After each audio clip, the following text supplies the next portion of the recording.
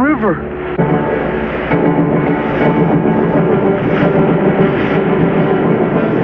There's the river. Shit! God. Back paddle! Back paddle!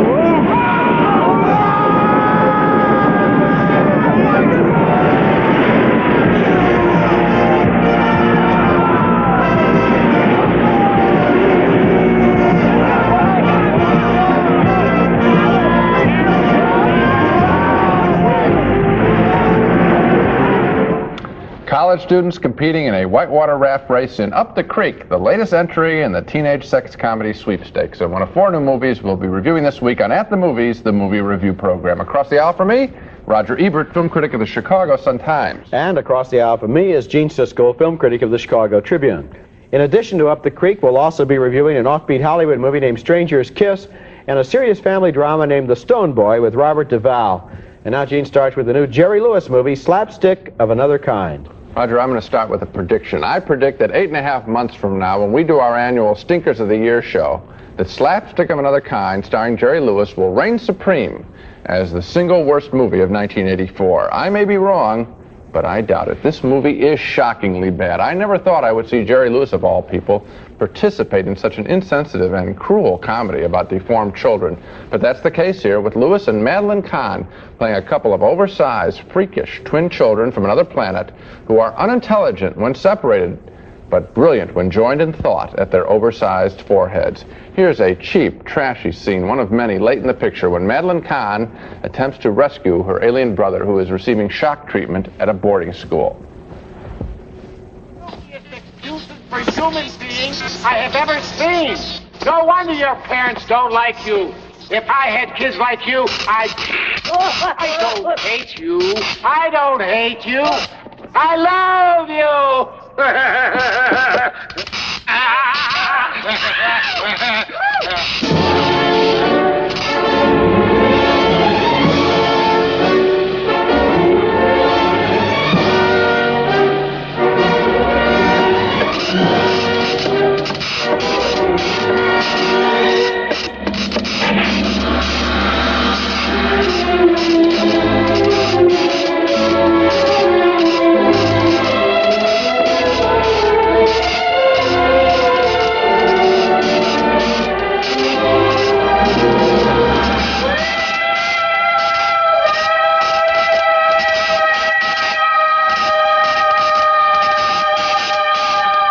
Can you believe you saw that?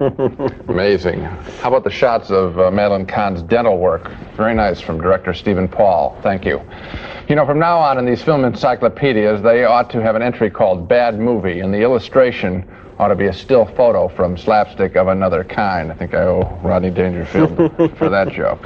Slapstick is of another kind in this picture, the boring kind, the unfunny kind. The movie has been cheaply made. The special effects you can see there are not the slightest bit special, and the best thing that could ever happen to this film is that it never be shown anywhere. And frankly, I never thought I'd have to say that about a movie. It is a very, very, very unfunny and offensive movie, and it gets off on exactly the wrong foot when Jerry Lewis, who plays a dual role, so he also plays the father of those twins, goes to the delivery room where his new baby has been born, and he finds out that it's twins and that they are monsters. That scene is so unsavory and so painful that how anybody could start a comedy with it is beyond me. But I'll tell you one thing, though, in defense of Jerry Lewis, and that is I'll bet that he had no idea what this movie was going to turn out to be like, because it's based on a novel by Kurt Vonnegut in which the idea of these two twins is used for satirical and political reasons. And a movie faithful to the Vonnegut book would have made a point and could have redeemed almost any subject matter. Not this movie, that's for sure. This movie is not interested in anything political. It's frankly interested in sparklers for special effects going out of people's oversized heads.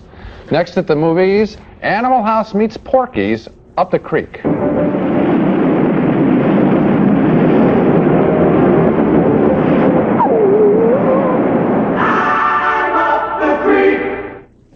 Well, that does.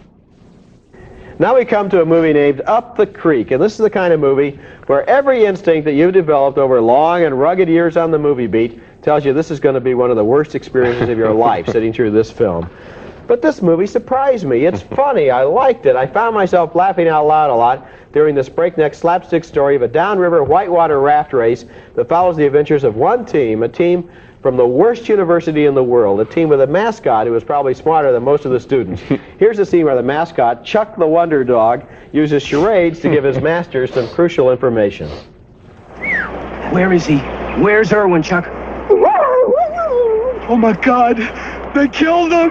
No, they haven't killed him, but he's lying on the ground somewhere.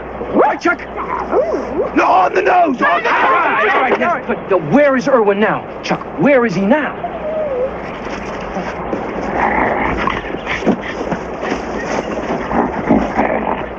He's trying to get into the wet bag. He's got a bone. Oh my God! They cut him into steaks! They haven't cut him into steaks. They've staked him to the ground. Where is he, Chuck? Where is Irwin now?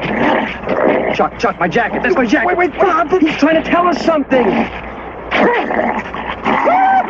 They plucked him! Plucked him. It's something to do with feathers. Something. What? Anything No, will help. those aren't feathers. That's down. Down! You're right!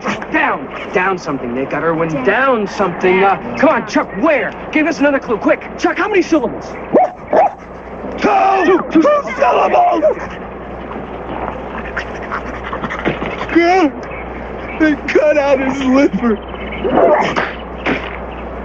Down liver. I've got it! What? Down liver, don't you get it? That's Japanese for down river!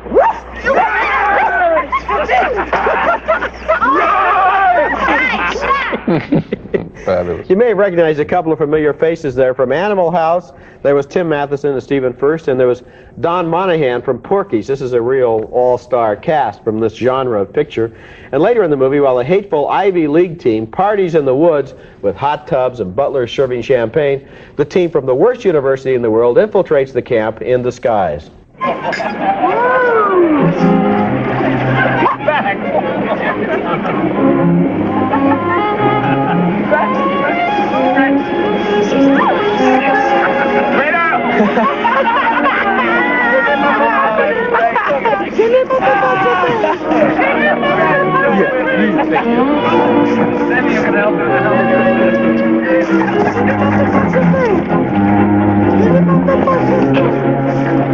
Wait a minute, I know that dog. What is this? I know that dog! Hey, what's going on? No, wait a minute! Come on, let's go. Oh, give me my pen. Give me those.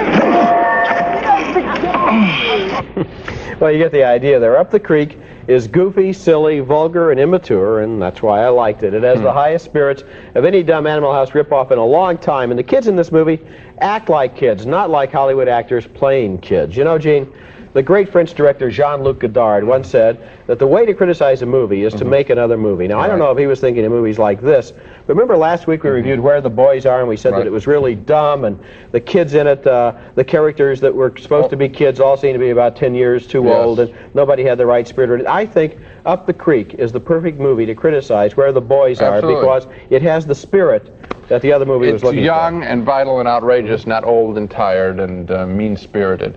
It is a lot of fun, and I think those two clips show you the mix that's in this movie, which is that one thing with the dog and charades is inspired comedy. That's just classic funny. And then the other one is routine slapstick. Now, the difference and what makes this film worth being recommended is that in most movies of this kind, it's all routine pie-in-the-face comedy. This has a couple of moments, more than a couple, quite a few actually, of really funny stuff, and that's why I like it. And I'll add a couple of other things too, and that is the downriver raft race is good well photographed. Absolutely. I mean, there's some really sensational action stuff in there where you don't know how they got it, and the camera seems to be right in the middle of the water. And it's fresh, so it's not just more panty raids on the dorm next door kind of stuff.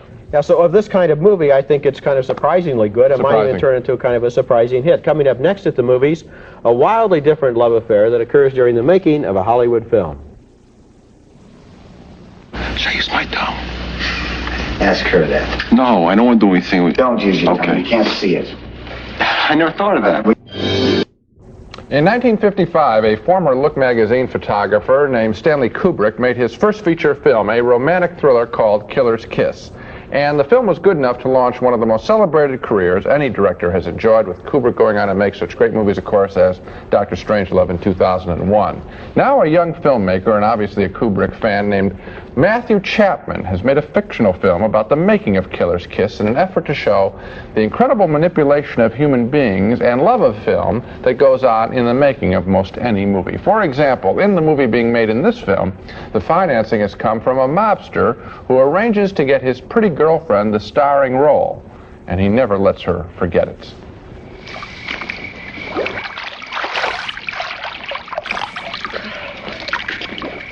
How is it? A little chilly. No, the movie. How's the movie? You get there in the morning, and next thing you know, it's time to go home. So exciting. And you do a scene good, and everything seems right. And the director, how's he doing? No, we have to work on Saturday. We're a day behind, but he's clever, I think. He better be clever. I gave him a lot of my money. I do know. And I do appreciate it. And the kid. What about the kid? What about him? Oh! Frank. Go. That was Richard Romanus, very fine as the sinister mobster. He's had some small part in some Martin Scorsese movies. It's good to see him get a big role. He really is a good young actor. And his character works in this film because he really loves that woman. This is just not a mobster being cruel, that standard sort of thing. The woman played by Victoria Tennant played well. The co-star in the film being made within this movie also loves her too. And this film turns out to be about all different kinds of love, including the young director's love for filmmaking and for controlling his actors. And we can see all that in this rehearsal scene involving a kiss. Raise the camera higher, would you? All right, action. Now, cut. Haven't you ever been in love? Try it again. Please. Action. No, cut. Hold her face gently. Kendall, you imbecile. You can't get to me by calling me an imbecile. Right, thank you. Action. Can I ask you one question? Should I use my tongue? Ask her that. No, I don't want to do anything with... Don't use your tongue. Okay. You can't see it. I never thought of that. We don't know where it's been, so if you'll please just... Now, reverse sides. Change sides. Thank you. Action. Thank you. Let her... Okay. Other way with the nose. I realize there's a lot of it. Other way with the nose. Yes, on her left cheek, as opposed to Like obscuring... this? Mr. Blake, it is funny. We're all tired, but you're hiding her face. Okay. Carol, don't let him hide your face. I got it. So you want my nose on this side so I don't block with my nose. Like this. Ferris, where's Ferris? Don't adjust your set with the switches from color to black and white there. The movie was shot in black and white back in 1955, and so is this tribute.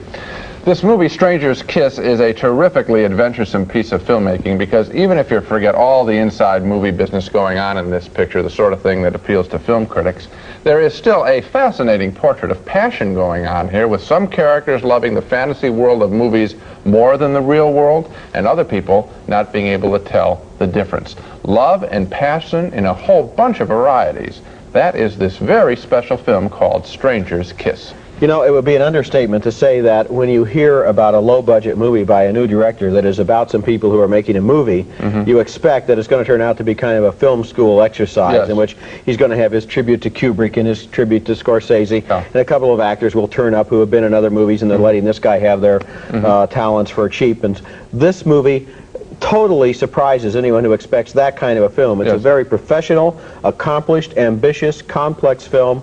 It works both within the movie, without the movie, and the way the two work together. I love the scene where they talk about what the director does when he goes home, and somebody says, I don't think he goes home. I think he stays here in the studio all the time. I'll give you another thing that I like. There was a film made by Steve Martin, or with Steve Martin, a few years ago called Pennies from Heaven. And it was trying to show the mood of loneliness. Loneliness is very difficult to handle in movies, and most filmmakers try and stay away from it because it can be so downbeat. This film is showing people being very lonely and then getting excited at certain moments, and I think it does that very well. I like this movie without qualification. It's not because it's an inside little movie picture. This is a very strong, accomplished piece of filmmaking. I think you're right. Next at the movies, Robert Duvall is a father who loses one son and can't communicate with the other one. Now, you don't know what goes on in me about Arnold. You think I don't feel love anymore? Well, you don't know. Our next movie is named The Stone Boy, and it's about a little boy whose family treats him almost as if he were made of stone after he accidentally kills his older brother in a hunting accident. Now, this wasn't the kid's fault, but after it happened, he did a thing that was hard to explain. Instead of running back to the house immediately with the bad news, he stayed out there in the field for a couple of hours with his brother's dead body, maybe hoping that he was only dreaming. After the funeral, the kid's family doesn't exactly blame him, but they can't relate with him, and the closest they get to stating their feelings is in this scene where the father and mother talk about their little boy. You think the hard things are just the work you do. And if you take care of the work, but there are some harder things to do than work. Like trying to feel what your son is feeling. You'd just rather not see him around. Well, I don't think you know. I mean, you're the one that talks about wandering off. Why don't you go ahead and just do that? I mean, Lou runs off, hops on a bus, and you talk about wandering away to look for your mind like you lost the damn thing. Now, you don't know what goes on in me about Arnold. You think I don't feel love anymore? Well, you don't know. You don't know. That was Robert Duvall as the father and Glenn Close as the mother. They're not cruel people. They know they're not being fair with their son, but their grief is so great that it affects the way they can act toward him. And in this next scene, their sister-in-law comes over to complain about being mistreated by Close's brother, and then she takes out her anger on the little boy. You think I don't know what goes on? I know everything. I knew about that other woman. But she was older than me, and she already had a husband. And after a while, they moved away. But this time, it's different. This time is different. You know who it is this time? Maybe it's nobody. Maybe you're just making it up or imagining it. Jesus. That's what he said. That's right. I'm crazy. Joe, you want to know who it is? Do you want to know? Joe? Joe, it's Emily. Yeah, it's Eugene's girl. It's Emily. Emily wouldn't do that. Oh, everybody knows how he's hanging around her since Eugene died. Everybody knows about it. It's Emily. Yeah. You come it's back Eugene's girl. Remember Eugene? Remember? Please stop that! You can feel the pain there. How could this poor little kid, how could she treat him like that? And yet, you can feel how she feels too. That was Gail Youngs as the angry sister-in-law in a very good performance. The Stone Boy is not an easy movie to relate with because it's about emotions that are bottled up and feelings that hurt too much to talk about. And some of the reviews of this movie have criticized it because it never really gives us a chance to release our emotions or to let the people in the movie say the way we suspect that they really feel. But that's not what the movie is about. It makes a brave try at a much more difficult subject, which is how a lot of us have trouble opening up and expressing our feelings in traumatic situations. It's acted and written so well that somehow you want more for these characters. You want more happiness, certainly, but there isn't going to be any, and that's somehow just the way it goes. I like the film not quite as much as you did for a couple of reasons. I'll get with the negative stuff before I start complimenting it. The one thing, I thought that the film tried to bring in a couple too many characters. I think the sister-in-law and her husband and all their marital problems were not necessary. I think it might have made the film a little bit more conventional, but it would have dealt more with its subject if it had focused on this one single family. I think the film got sidetracked early on. The thing that and as a result, I missed a lot of Robert Duvall and Glenn Close. I would have liked to see them more in the film. The thing that I like so much is a character we haven't seen in either clips, and that's Wilford Brimley as the grandfather, who is the healing agent in the film. And why, and this is what I think is the good point of this film, it is because he has the experience, the life experience, to leave himself alone for a minute and actually think about what this other person may be feeling. And healing cannot go on between people unless someone is willing to do that. Well, I agree with you about Wilford Brimley, but let's think a moment about the fact that you didn't like the characters played by Frederick Forrest and Gail Youngs, the married couple from the farm down the road, her sister-in-law and so forth. They're necessary because Duvall and Close never fight, and they never really talk, and they never really release themselves. They are all pent up in their anger and in their grief. What else does the little kid see from adults? He sees the couple down the road that are fighting, midnight visits, where's my wife, banging on the door. So that the movie is about the kid, not about this one family, about the kid and all of the adults in his life. So that's why I like those other characters. I think it could have done it without those, but that's a small point. Still a pretty good film, and it is, again, this Wilford Brimley, you watch next to Oscar time, he'll be nominated, and he deserves to be. So much for The Stone Boy. Now to recap our reactions to the main movies on this show. We both hated Jerry Lewis and Madeline Kahn in Slapstick of Another Kind, 2 downturned thumbs for possibly the worst movie of the year. We both gave a recommendation to Up the Creek, sort of an Animal House on the River picture with that classic scene of that dog leading a group of humans in charades. We both also strongly admired Matthew Chapman's Stranger's Kiss about love and domination in movie making. And another recommendation, more from Roger than from me, for The Stone Boy, featuring Robert Duvall. But it's the grandfather, played by Wilford Brimley, who steals the show, at least as far as I'm concerned, and he makes the movie. So 3 real good movies, Up the Creek, Stranger's Kiss, and The Stone Boy, and that's it for this week. Next week at the movies, Goldie Hawn and Kurt Russell in the World War II story, Swing Shift, and until then, we'll see you at the movies.